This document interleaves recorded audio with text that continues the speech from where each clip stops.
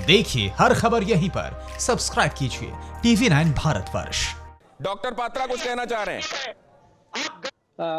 ये जरा शांत हो जाएं। चोपड़ा साहब शायद जानते नहीं हैं, मगर सीपीआईएम ने मोहम्मद सलीम ने, जो सीपीआईएम के एमपी भी रह चुके हैं, उन्होंने एक पीआईएल डाला था हाई कोर्ट में, कलकत्ता हाई कोर्ट में, जिसके एवज में कलकत्ता हाई कोर्ट ने लताड़ा है। पीआईएल में कहा गया था कि झूठे आंकड़े दिए जा रहे हैं। पीआईएल में कहा गया था कि मृत्यु छुपाई जा रही है। पीआईएल में कहा गया था पीपीई किट होते हुए भी पीपीई किट नहीं दिया जा रहा है। और ये सारी चीजें सीपीआईएम ने केस किया हुआ है।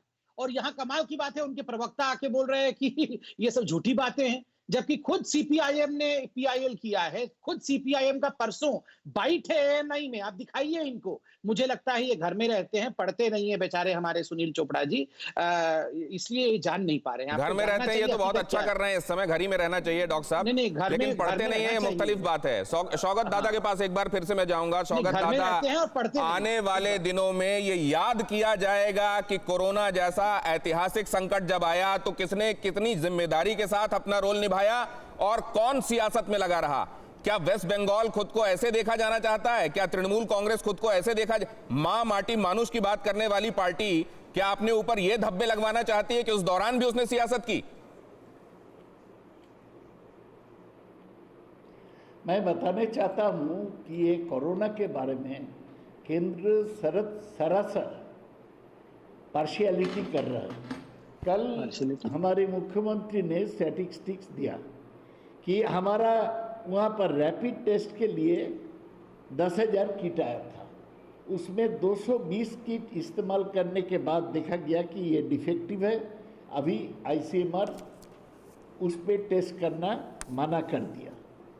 तो केंद्रीय सरकार जो रिपीट टेस्ट दिया है केवल 7,000, तो राज्य सरकार वहाँ 4,19,000 दादा टेस्ट। ये रैपिड टेस्ट किट के बारे में आईसीएमआर ने माना भी है तो और इसको वापस लाने के लिए भी कहा है। लेकिन मैं आपकी जानकारी में, आपकी खातिर में एक और फैक्ट ला देता हूं। तो national institute for cholera and enteric disease NICED इसने कहा है कि पहले तो फिर भी आते थे हमारे पास, इस समय तो कम हो गए हैं पेशेंट्स टेस्ट के लिए। यहां उल्टा गेयर लगा हुआ है। नहीं, वो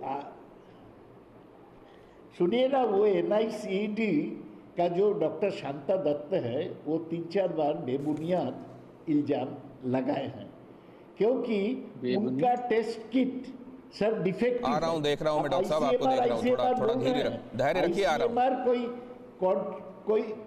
कोई कंट्रोलिंग अथॉरिटी नहीं है। ICMR is a research organisation. तो हमारा कोई इंस्ट्रक्शन आएगा तो हेल्थ मिनिस्ट्री से आना चाहिए। आईसीएमआर कोई इंस्ट्रक्शन नहीं दे सकता है।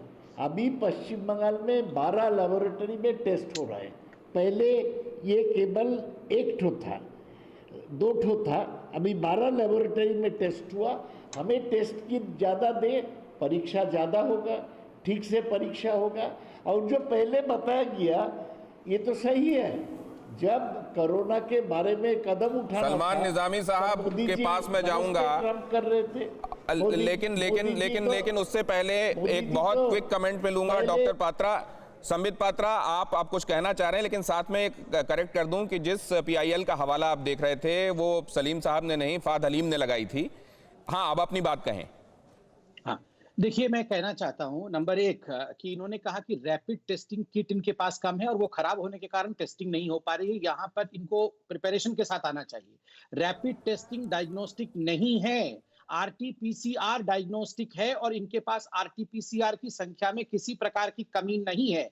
शांता दत्ता ने स्पष्ट रूप से, जो आईसीएमआर की हेड है, डायरेक्टर है, उन्होंने स्पष्ट रूप से बताया है कि उस दिन हमारे पास 27,000, आज से 5 दिन पहले 27,000 किट्स रखे हुए थे RT-PCR के, और मात्र 60 या 8 ही जांच हुई थी।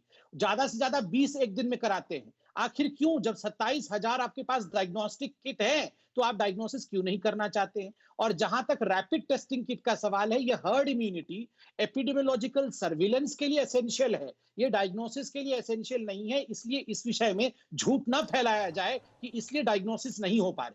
न्यूज़ टॉप 9 रोज सुबह 7 बजे और शाम 7 बजे सिर्फ TV9 भारतवर्ष पर।